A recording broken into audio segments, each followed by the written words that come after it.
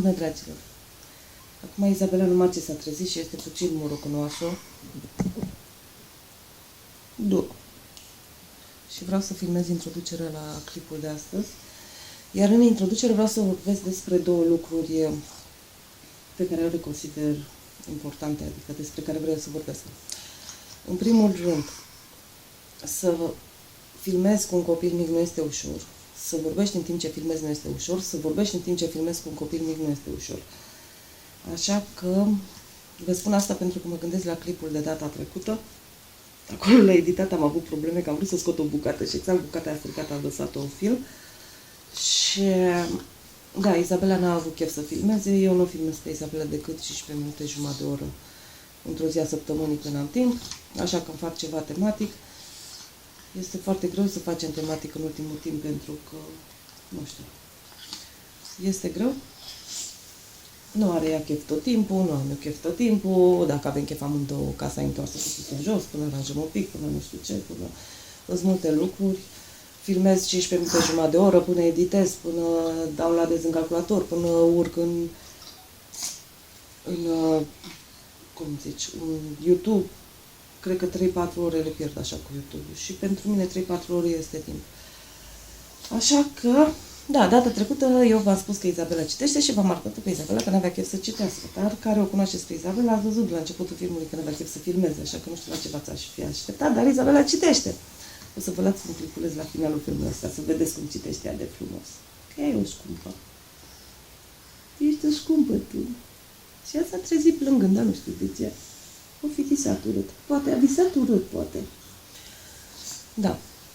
Acum, lucrul al doilea despre care vreau să vă vorbesc este, și este puțin înfundată și răcită, o teorie după care eu m-am ghidat tot timpul când am crescut-o pe Izabela, de când s-a născut Izabela, și o să mă ghidez tot timpul până când așa am lumină mai bună, până când o să crească mare. Teoria asta spune în felul următor, nu mai știu cine sau ce, unde am citit-o, dar știu că mi-a plăcut mult. Teoria asta spune în felul următor. Un copil crescut în lumea adulților este un copil adult. Un copil crescut în lumea copiilor este un copil care, da, ștește copilăria. Copil.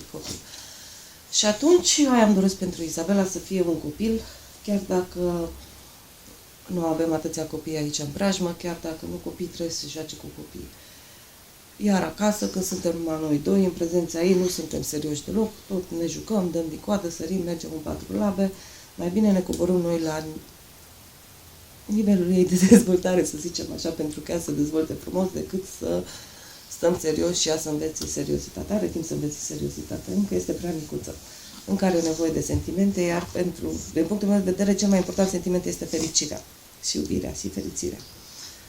Un copil iubit este fericit. Da? Trebuie fericită. Iar acum să trecem la subiectul clipului de astăzi. Maria Montessori a fost o deschizătoare de drumuri, o femeie foarte deșteaptă, o luptătoare. Pe vremea ei, femeile se măritau și făceau copii, nici măcar nu lucrau, ea s-a dus la facultatea de medicină.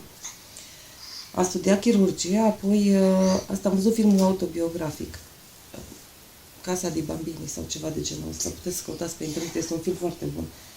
Apoi a studiat chirurgie, apoi a studiat psihologia și a participat la un proiect în începutul carierei, să zicem așa, a participat la un proiect, făceau studii psihologice pe copiii din orfelinat, de fapt erau într-o casă de nebuni, dar nu erau ei nebuni, erau luați de pe străzi și duși acolo, copii fără părinți, să-i reabiliteze. Și a reușit să-i facă să scrie și să citească. O să mai fac atunci un video.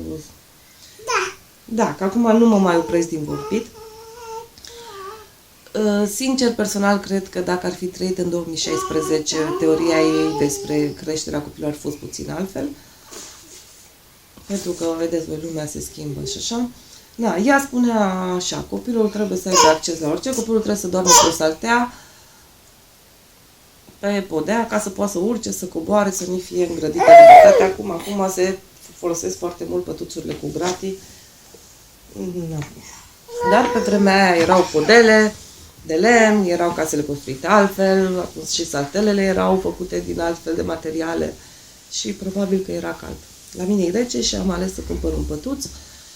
Despre oglindă, până la un an este foarte recomandată oglinda, iar de la un an nu știu, eu oricum vreau să o dau pe Izabela la 3 ani la dansuri, așa că pentru noi oglinda în casă este bună, eventual o să o închid cu ceva, că zice că supra-solicită copilul și oglinda ar trebui folosită numai, asta teoria modernă zice, oglinda ar trebui folosită numai în sălile de antrenament. Probabil o să o închid. Acum, momentan, până merge în picioare, este foarte bună. Da. Vă invit să vizionați filmul. Nu știu cât o să tai, 12 minute am vorbit acum. Nu știu cât o să tai din filmul ăsta. E bine să o folosim pentru că ajută copilul să se dezvolte. Hai, mami, ne jucăm puțin la oglindă. Eu i-am pus 1,20 m are înălțime sau 1 metru și 1,20 m. Cred că 1 metru așa și 1,20 m și am pus o bară din asta. Ca să o ajut să meargă. Acum nu știu, după ce o să înceapă să meargă, oricum de la 3 ani vreau să o dau la transfer și o să trebuiască oglindă. Eventual o acopăr cu ceva. Trebuie să-i cumpăr, să-i agăț pe aici jucărică, să se întinde ea după ele. Fiți atenți cum o antrenez. Nu pleca de acolo, mami, hai să ne jucăm un pic. Hai. Hai că mami nu pleacă de aici, mami stai cu tine. Uite, uite, uite. Uite chexul. Da. Uite chexul. Uite chexul.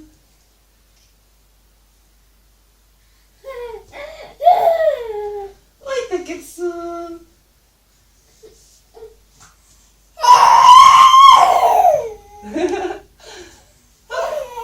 Uite, ți l-am pus acolo. Ai văzut unde l-am pus? Acolo l-am pus. Această măsuță mi-e place foarte mult, este foarte stabilă. Și scaunele, cât de mici sunt foarte stabile. Hai, mami, ne urcăm puțin pe masă? Hai să arătăm cât de stabile sunt scaunele și măsuța. Dă-mi chețul. Uite-l aici.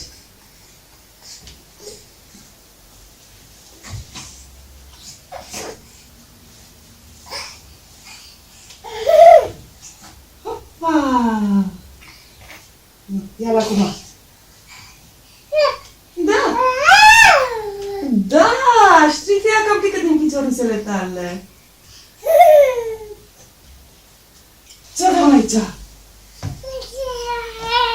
Aici ce avem?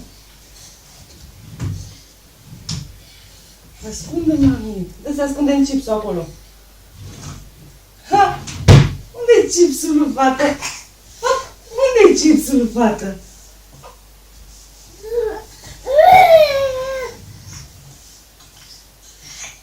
Unde-i chipsul, fată?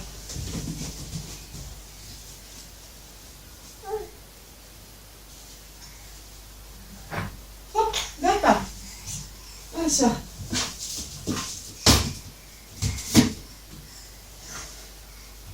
Ce ai tu acolo în sertare?